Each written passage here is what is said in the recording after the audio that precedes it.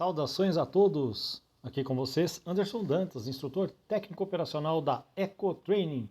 Mais um respondendo em vídeo, um recém-inscrito no canal. Deixa eu ver a pergunta dele aqui. Vamos lá, vamos abrir aqui. Escola antiga. Olha a pergunta, vamos lá. Não tem nada... deixa eu falar para você o assunto, tá, pessoal? Foi um vídeo. O vídeo foi... Vamos lá. Aqui o vídeo, Atron 1719, 4 cilindros, 4.8 litros, né? Versus 1519, com motor 5 cilindros, 9.65 litros. Quem tem mais torque, tá? Então o vídeo, para vocês se localizarem, é esse. Na descrição desse vídeo, eu vou colocar o vídeo que veio o comentário e a resposta que nós estamos formulando agora. Então vamos lá, o comentário de Escola Antiga. Em primeiro lugar, Escola Antiga, muito obrigado por ter se inscrito no canal e por ter feito essa pergunta, né? É uma pergunta muito interessante e que ela incita outras perguntas também, certo? Em relação a vários assuntos relativo a esse assunto. Então, olha só, pleonasmo, né? Em relação a vários assuntos relativos a esse assunto. Isso é uma figura de linguagem chamada pleonasmo na linguagem portuguesa, né? A repetição de alguns termos aí, reforçando a ideia, tá? Pleonasmo. Minhas aulas de língua portuguesa do colegial, vamos lá. Brincadeiras à parte, vamos à pergunta. Não tem nada de maravilha. Botamos um 1518 4 cilindros na lida bruta. Se foi um motor com 200 mil quilômetros, só tem força em alta com a turbina cheia. Não se compara com o 1519 bruto, que arranca em morro com 42 metros de lenha. Isso aí é bom só para a fábrica de colchão. Bom, respondendo ao comentário do Escola Antiga, o que acontece, né? O caminhão em questão aqui é o 1719. Vamos à especificação técnica do motor. O motor 1719 é um motor OM 924LA, um motor 4.8 litros, como vocês já sabem. Um motor que desenvolve 185 cavalos a 2.200 rotações por minuto, portanto tem 7 cavalos a menos que o 1519, que tem 192 também a 2.200 rotações por minuto. Só que o 1519 é um motor 5 cilindros, é um motor OM 355/5, naturalmente aspirado, 9.65 litros, ou seja, é um motor que tem mais que o dobro do tamanho do motor do Atron 1719, tá? E aí, quem tem mais torque? Vamos lá. O 1519, ele tem 67 mkgf de torque a 1.400 rotações por minuto, e o Atron 1719 tem 71,4 de 1.200 a 1.600, ou seja, além de ter mais torque, o torque se manifesta em rotação mais baixa e se mantém até os 1.600 de forma plana. Bacana, não? Pois bem, como isso ocorre? Pessoal, na última década, os motores de combustão interna, eles caíram num conceito chamado downsizing, que nada mais é de você ter em motores menores uma eficiência termovolumétrica maior e com isso você conseguir ser mais econômico, né? Você consegue ter mais economia, mais eficiência num bloco menor, né? Haja visto que nós temos aí grandes cobranças aí dos sistemas de normas de emissão, dentre outras coisas aí. Tá joia. Como você consegue isso no motor diesel? Gente, para que você consiga aumentar a potência, você deve ter o quê? Uma melhoria no sistema de alimentação do motor diesel.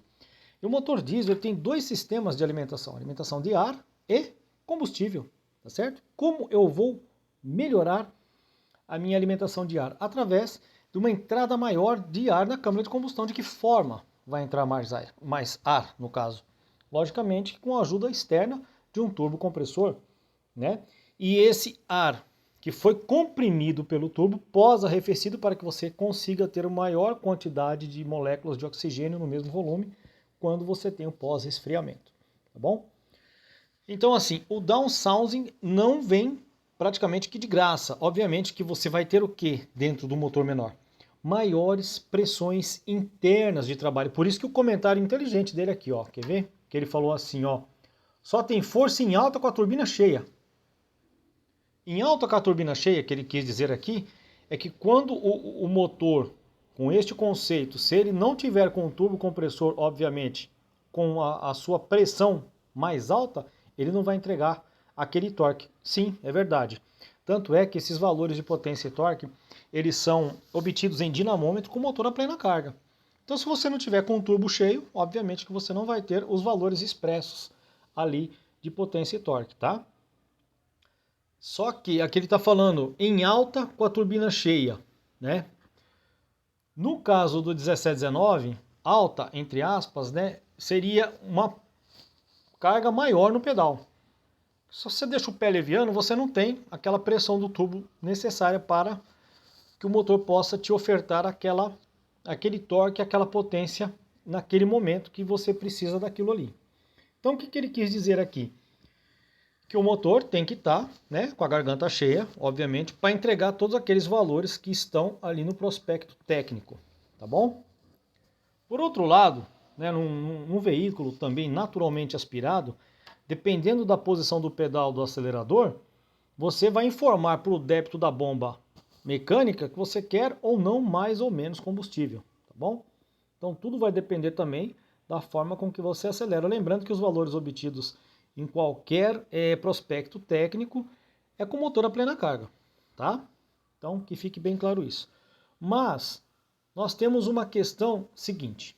No 1719, a potência específica eu até fiz uma continha e guardei aqui para uma colinha, né? 38,54 cavalos por litro. Olha só, 38,54 cavalos por litro no motor OM 924 LA que equipa o 1719. No 1519, com motor 355/5, nós temos o seguinte resultado: 19,89 cavalos por litro, ou seja, praticamente a metade, né? Vamos falar de torque? No 1719, 14,88 metro-quilograma-força por litro. E no 1519, 6,94 metro-quilograma-força por litro, ou seja, menos que a metade.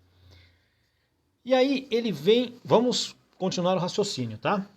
Não se compara com o 1519 bruto que arranca um morro com 42 metros de lenha. Isso aí é só para a fábrica de colchão. E aí ele está falando também aqui, ó, 4 cilindros na lida bruta, lá se foi o motor com 200 mil quilômetros. O que ele quis dizer com isso? O que seria a lida bruta? Uma situação de extrema solicitação do motor, tá? Então vamos lá. Você está com um 1719, né? Que na verdade é um caminhão toco desenvolvido para aplicações citadinas, que é aplicação urbana e tal, tá certo? E aí você tem lá atrás um 1519 que outrora foi utilizado até como cavalo mecânico, né?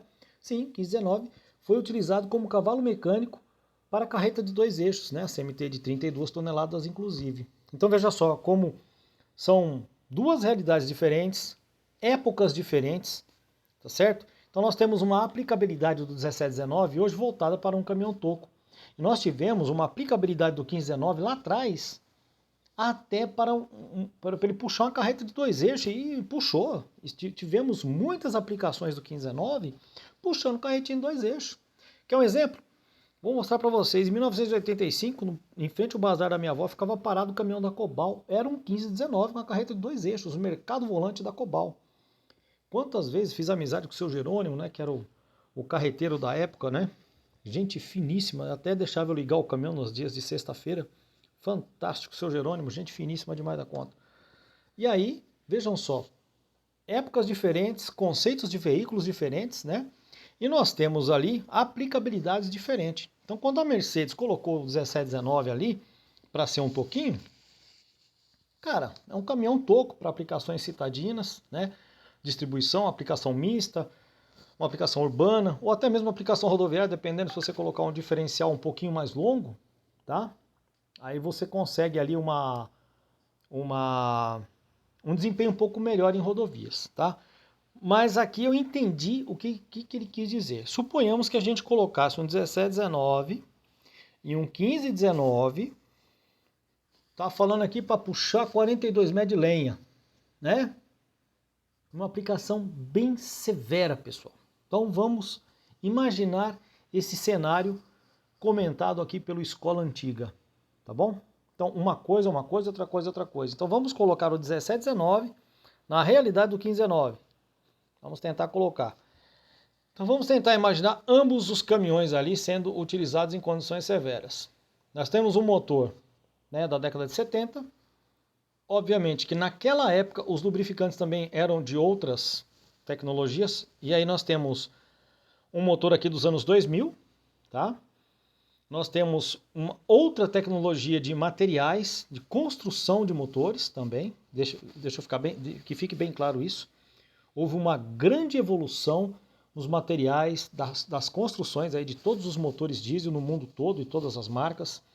E uma grande evolução também no quesito lubrificantes, certo? Então, lá atrás nós tínhamos um lubrificante monoviscoso e hoje nós temos lubrificantes multiviscosos com as especificações APIs também muito mais desenvolvidas. Hoje nós temos vários tipos de aditivos no óleo lubrificante que fazem com que você tenha uma melhor eficiência na lubrificação, tá certo? Então vamos trazer toda essa diferença tecnológica à tona para ver no mundo fictício qual dos dois iria dar pau primeiro aqui no motor, né? Que eu acho que é isso que ele quis incitar aí na pergunta. Aí, pessoal, vem o X da questão. Nós temos aqui um motor no 1719, um motor 4.8, que está entregando ali o dobro de torque. Quando você entrega, né, o dobro de torque com a metade ali da cilindrada praticamente, obviamente que as pressões internas deste motor são muito maiores do que no motor do 1519. Eu acho que é isso, esse é a cereja do bolo do assunto que ele quis chegar ali. Ou seja, ele quis nos dizer o seguinte, que um motor talvez extremamente solicitado numa aplicação muito severa, talvez aguentasse o tanto que um motor que não é tão extremamente solicitado assim na mesma aplicação, né? Embora com uma tecnologia inferior aí de anos de diferença e tal. Então, qual dos motores aguentaria mais tempo, né, pessoal? Então, é bem previsível, né? É um tanto previsível, porque assim, você tem um motor com um grande deslocamento volumétrico, e dentro daquele deslocamento volumétrico, embora, né, hoje, volto a afirmar para vocês aqui que os materiais que são fabricados, os motores são materiais, são ligas metálicas diferentes, nós temos materiais mais resistentes, né? Comando de válvula, cabeçote, tudo foi melhorado, né? Tendo em vista essas maiores pressões internas dentro do motor. Mas aqui vale uma reflexão, não é verdade? Eu não posso afirmar com certeza qual dos dois que duraria mais. Por quê? Nós temos um motor aqui de concepção dos anos 70, obviamente utilizando-se ali dos lubrificantes de época, né? E nós temos aqui um motor mais moderno, que trabalha numa mesma faixa de rotação, isso é importante, né, a gente frisar aqui, porque ambos têm a mesma rotação de potência máxima, tá? 2.200 RPM. Ambos têm a mesma rotação ali perto de torque, o 1519 67 mkgf a 1400 e o 1719 71,4 de 1200 a 1600, tá certo? Só que nós temos aqui aquela questão, né, das pressões internas, né? E quando você está numa situação de severidade muito grande, uma situação de extrema solicitação no motor, você vai estar sempre com as pressões internas daquele motor a todo momento. Diferente de uma aplicação urbana, quando você para, por exemplo, num semáforo, no 1719, eu tenho alguma carga aplicada no motor? Não, ele vai se comportar como um motor 4.8, 4 cilindros. Por quê? Naquele momento eu não tenho nenhuma solicitação extrema de carga no motor. Eu não tenho pressão do tubo, não tenho nada ali. Por isso que você tem aquela questão da economia, da eficiência. À medida que você vai acelerando, né, de acordo com as cargas aplicadas ao motor, é que você vai ter ali maior ou menor pressão do turbo. E essa maior ou menor pressão do turbo é que vai determinar, né, os regimes das pressões internas do motor. Então, quanto mais pressão interna que você tem uma maior contrapressão dos anéis, né, nos cilindros, né, no caso ali na camisa, tá certo? E quando você tem uma contrapressão maior, obviamente que você vai ter uma maior solicitação também do óleo lubrificante, maior atrito, aquela coisa toda. E quando você tem aquela pancada no pistão, né, no momento da combustão, para gerar todo aquele torque maior no motor com a metade da cilindrada, né? Lógico e óbvio que aquela pancada naquele momento vai ser muito maior do que a pancada que um dos 5 pistões do enorme 9,65 litros recebe no momento da combustão, tá certo?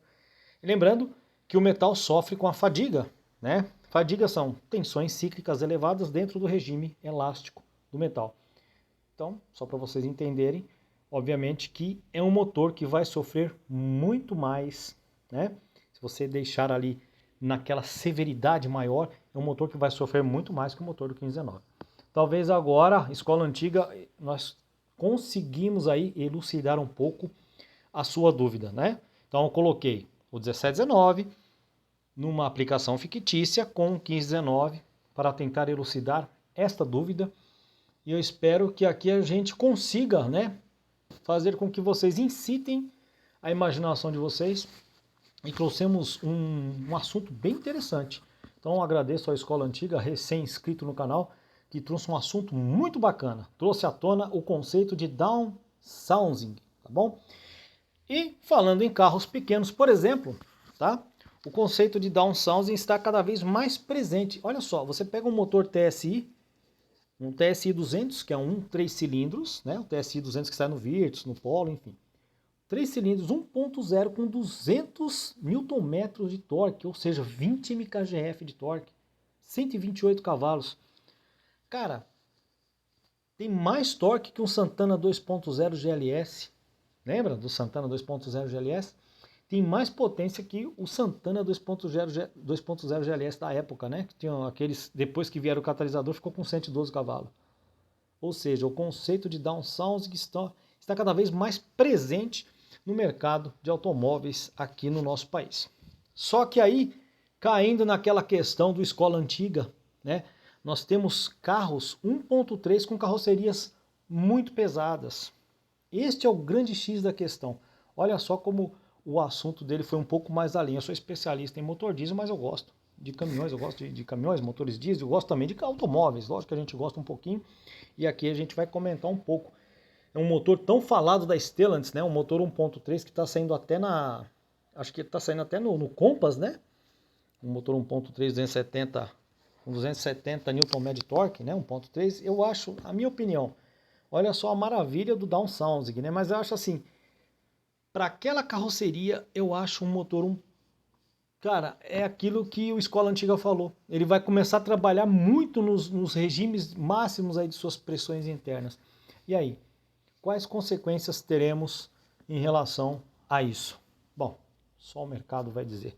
Na verdade, o que estamos assistindo é que, apesar das grandes maravilhas da tecnologia, é bom ressaltar que quanto maior o número de componentes, maiores também as probabilidades de falhas, tá? E para finalizar, escola antiga, eu adoro o ronco do 1519. Eu adoro o ronco do 355/5, tá?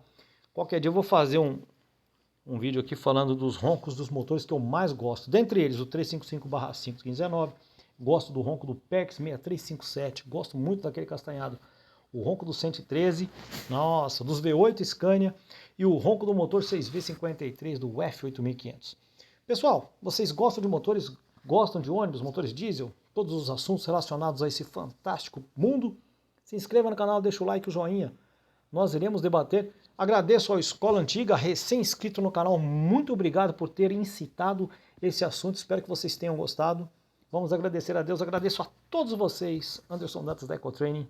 Meu forte abraço a todos e até o próximo vídeo.